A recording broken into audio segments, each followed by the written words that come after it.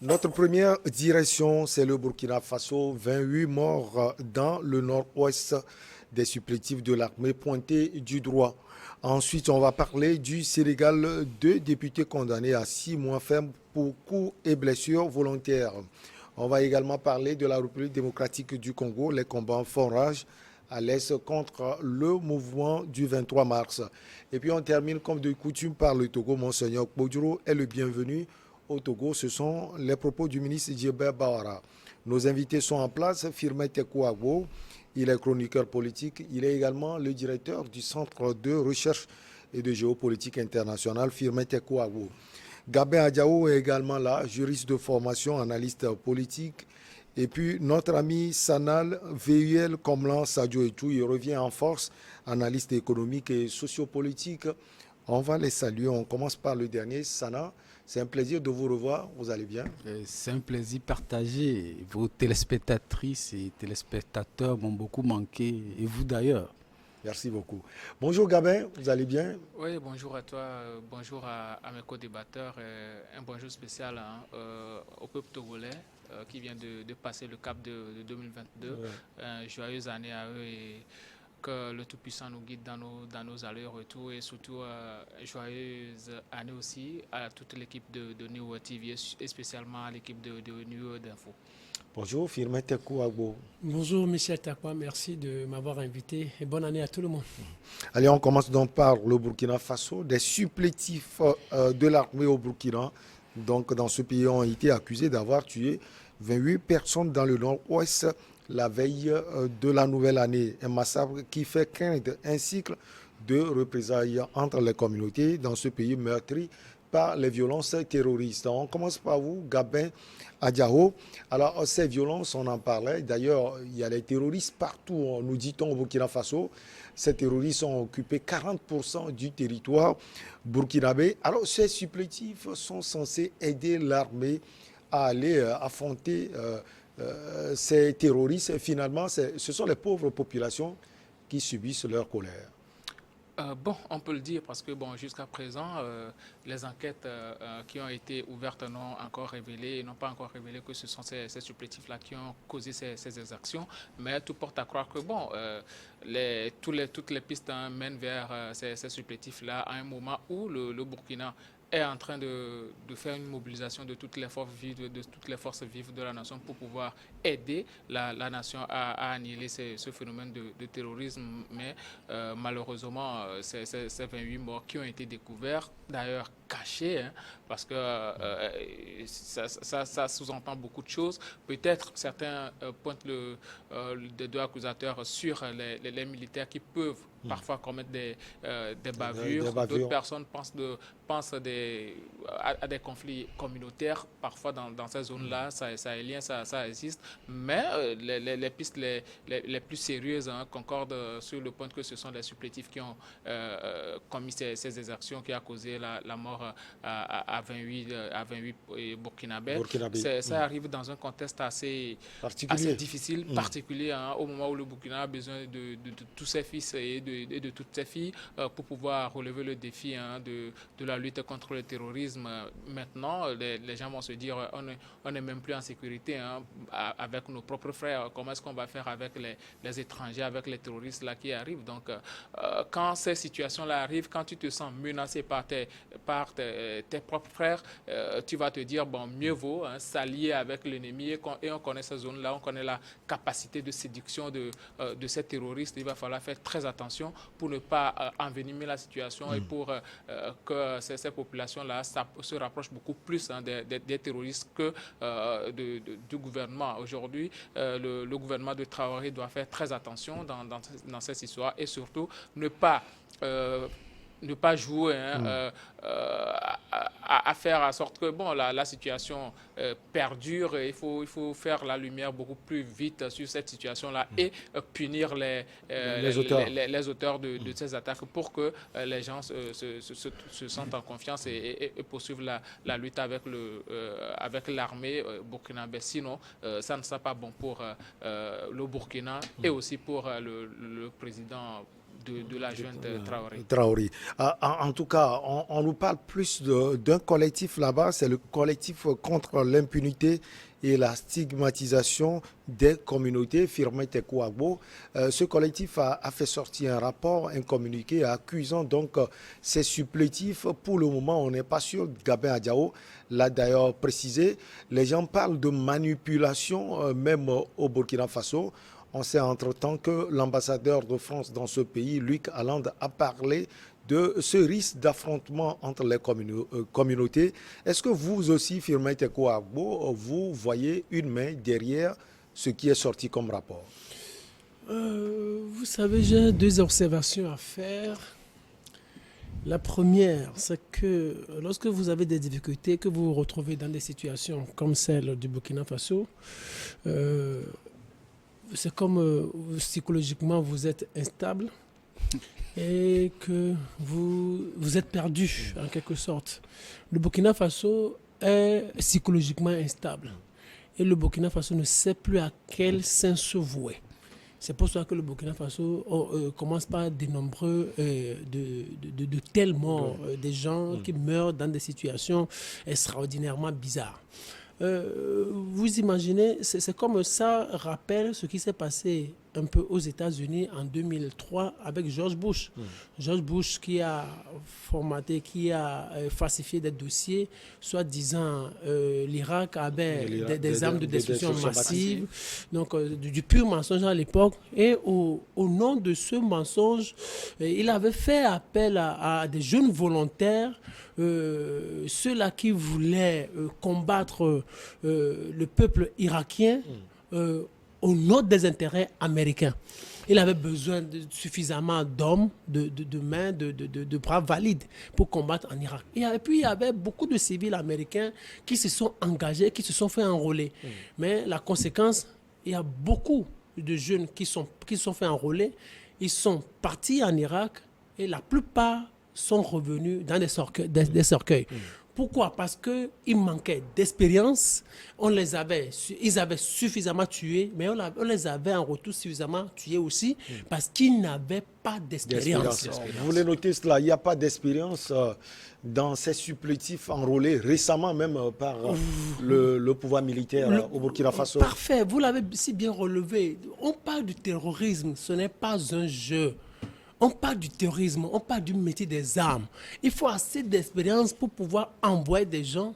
Il faut que des gens soient nantis d'un certain nombre d'expériences. Il faut que des gens aient eu l'expérience d'avoir fait le terrain.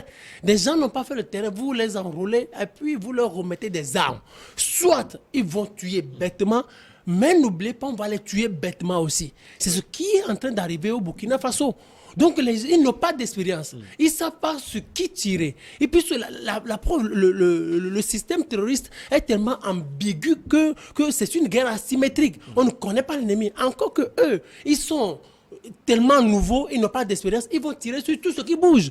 Ils vont peut-être remarquer certains indices et ils vont se dire ce sont des terroristes et ils vont tirer sur des gens. Et c'est ce qui leur arrive. Mais n'oubliez pas, on va les tuer bêtement aussi. Parce qu'ils n'ont pas ils ne savent pas comment se cacher. Ils ne savent pas comment toutes les dispositions à prendre pour pouvoir s'assurer sa sécurité et pour pouvoir assurer la sécurité de l'autre. La deuxième chose que je voudrais faire observer, c'est ce que l'ambassadeur de France a dit et qui est fondamental, dont les autorités burkinabées devraient s'en servir. Est-ce que c'est dans son rôle de le dire? Oui. Non, ce qu'il a dit, vous savez, nous sommes sur un plan diplomatique. Ils sont sur le territoire burkinabé. Il y a des ressortissants français. Il y a des ressortissants français et de plus... Mais peut-être il faut passer par des canaux. Est-ce qu'il a eu à avertir peut-être le ministre des Affaires étrangères, à parler avec le gouvernement avant d'envoyer le message au Parlement français? Non, et aussi, nous sommes dans une situation où la France n'est pas trop bien vue. Peut-être lorsqu'il va chercher à les rencontrer, on va pas, je ne sais pas s'il les a déjà rencontrés, mais peut-être que lorsqu'il va chercher à les rencontrer, on va lui dire merde, on n'a pas besoin de vous, pliez bagages et quittez. Et ce qu'il est en train de dire est tellement dangereux que c'est ce qui est en train de décimer le Mali actuellement.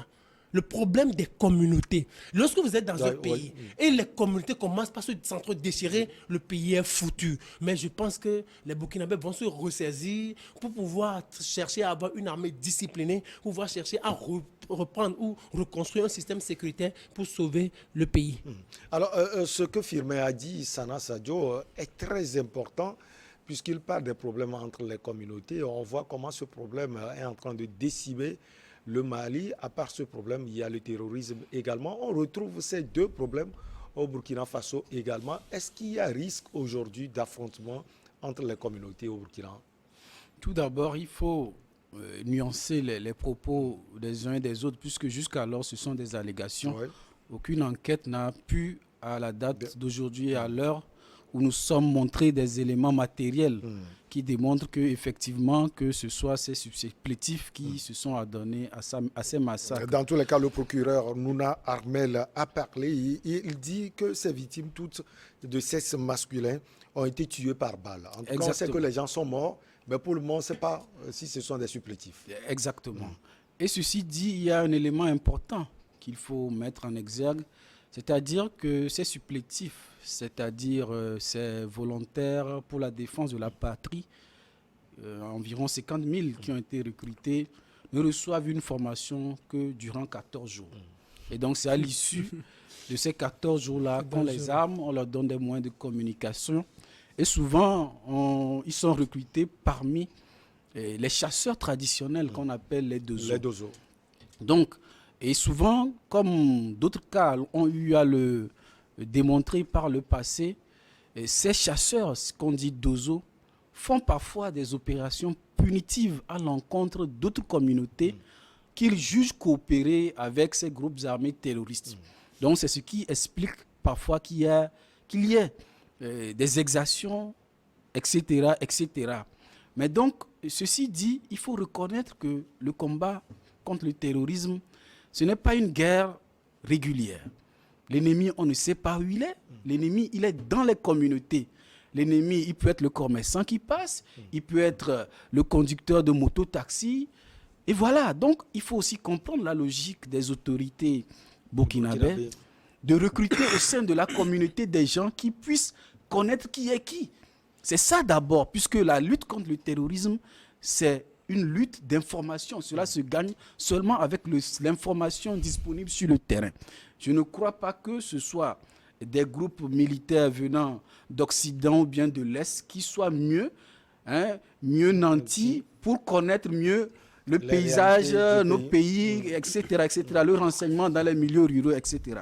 Donc, je crois que c'est une logique qui se comprend de recruter parmi les civils, mais encore, il faut reconnaître peut-être que le manque de professionnalisme ou bien ne se sentant pas vraiment comptable vis-à-vis à des lois, puisque à la base, ce sont des chasseurs, peut-être que leur action sur le terrain ne correspond pas vraiment aux normes de travail d'un militaire qui est formé, qui est éduqué, qui sait à quoi en tenir. Mais il faut dire aussi que par le passé, ou bien l'expérience nous a montré que les exactions ne sont pas seulement l'apanage de ces gens-là, aussi bien dans des contextes, les armées régulières commettent des exactions, que ce soit même celles des pays occidentaux. Donc moi je dis, on attend donc les preuves. Pour le moment, ce ne sont que des allégations, que des éléments matériels, des preuves matérielles viennent démontrer est-ce que ce sont vraiment ces supplétifs qui ont été à l'origine de ces massacres des 28 personnes? Alors, ces enquêtes vont sans doute être diligentées par le pouvoir en place, la justice, j'allais dire, du Burkina Faso. Elle peut avoir l'aide également, peut-être de la communauté internationale, pour élucider les choses, ou bien les tensions actuelles, en tout cas, elles ne sont pas visibles entre le Burkina Faso et l'Occident. Mais on sent cela, Gabin Adjao. Oui, en ce sens-là, d'autant plus qu'il y a plusieurs sources qui disent que le gouvernement burkinabé aujourd'hui se rapproche beaucoup plus du groupe Wagner. Ça crée la tension dans les relations diplomatiques entre le Burkina et ses pays alliés.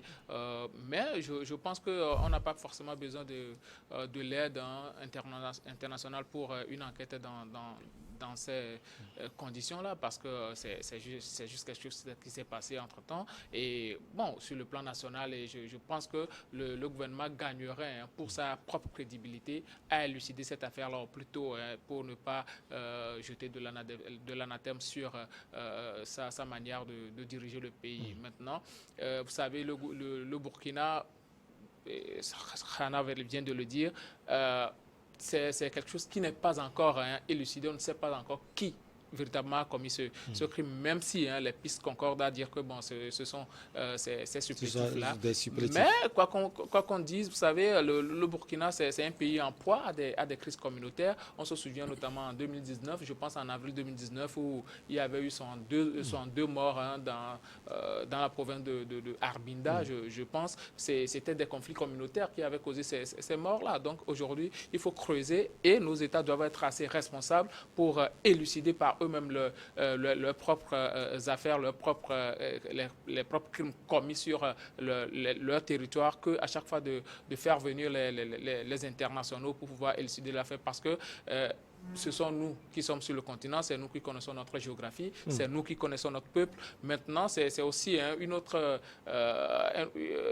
partie pour le gouvernement actuel du Burkina Faso de pouvoir réellement savoir à quoi s'en tenir. Parce que quand vous prenez ces dozos-là, comme on le dit, ce sont des gens, ce sont des chasseurs. Certes, ils savent manipuler des armes traditionnelles de chasse et tout, mais le métier des armes, ce n'est pas que la manipulation. Il faut aussi l'éthique. Il faut aussi l'éthique et je ne sais pas si ces messieurs-là mesurent tous les contours. D'ailleurs, on parle de 2 semaines de formation. 2 semaines de formation. On comprend ce qu'on peut avoir derrière. Je peux dire que c'est de la pagaille parce que c'est la vie des gens qui est en danger. C'est de la pagaille. Si ces messieurs-là sont formés en 2 semaines et je crois, je parle sous le contrôle de mon ami Rana, 2 semaines de formation pour aller sur le terrain, ce n'est vraiment pas bien. Et moi, je pense que tel que le Niger l'avait fait, le Burkina aussi peut le faire parce que le Niger avait ramené ses anciens combattants et qu'il a mis à un moment donné. Oui, à un moment donné. Et je pense qu'aujourd'hui,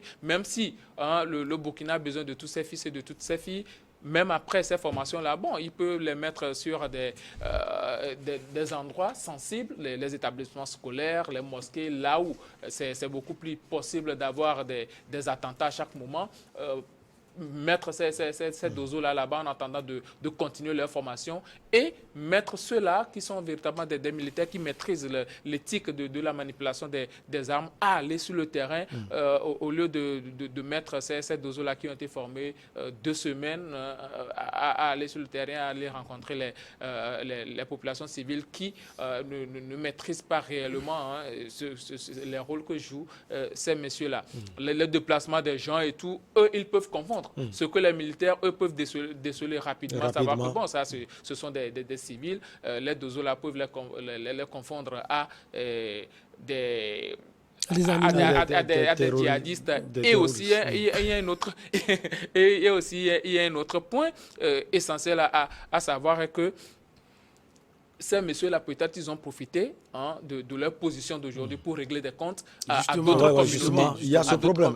Communautés. Donc, il va falloir qu'on creuse réellement pour savoir les tenants, les aboutissants de ces attaques et constituer véritablement les responsabilités. Les responsabilités. Oui, Firmin veut parler, mais bien avant, on va marquer la petite pause.